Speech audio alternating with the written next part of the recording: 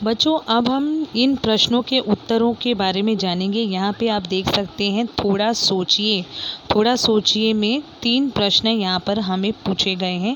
पहला प्रश्न है, अपचन होने पर या पेट खराब होने पर डॉक्टर हमें दही या छाछ पीने के लिए क्यों कहते हैं। जैसा कि आपको पता है, दही में लैक्टोबैसिलाई नाम का जीवाणु होता है। जैसे ही हम दही या छाछ को पीते हैं तो ऐसे में जो लैक्टोबैसिलाई जीवाणु इनमें मौजूद होता है वो हमारी आहार नाल में बनने वाले क्लोस्ट्रीडियम जैसे जो घातक जीवाणु होते हैं उनको नष्ट करने का काम करते हैं। कहने का मतलब है, उपयोगी सूक्ष्मजीव जो कि लैक्टोबैसिलाई है वो उपद्रवी सूक्ष्मजीव क्लोस्ट्रीडियम जैसे घातक जीवाणुओं को नष्ट करता है, जिससे हमारे शरीर की प्रतिरोधक क्षमता बढ़ जाती है।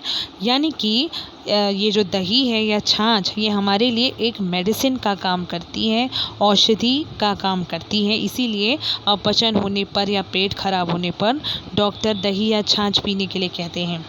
दूसरा प्रश्न यहाँ हमें पूछा गया है कि कभी कभी दही कड़वा चिपचिपा होता है और उस पर तार भी आती है, ऐसा क्यों होता है।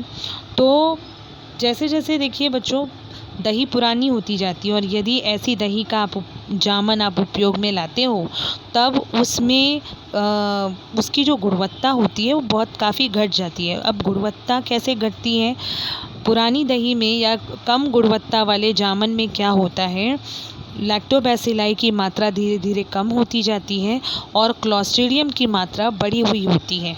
जब हम ऐसे जामन का उपयोग करते हैं जिसमें क्लोस्ट्रीडियम ज़्यादा हो और लैक्टोबैसिलाई कम हो, तो ऐसे जामन से बनने वाली जो दही होती है वो कड़वी और चिपचिपी होती है, यानी उसमें धागे के जैसे तार जैसे दिखलाई देते हैं।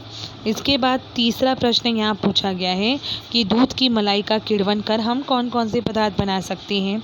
तो मलाई के किण्वन से बच्चों कई पदार्थ बनाए जा सकते हैं, जैसे दही, छाछ, लस्सी, मक्खन, श्रीखंड और इस तरह से हम कई पदार्थों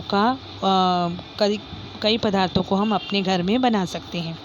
अब यहाँ पर आप देख सकते हैं, क्या आप जानते हैं, इसमें हमें जानना है कि प्रोबायोटिक दही की बात की गई है। आजकल आप एडवर्टीज़मेंट में कई जगहों पर प्रोबायोटिक दही का नाम सुनते होंगे।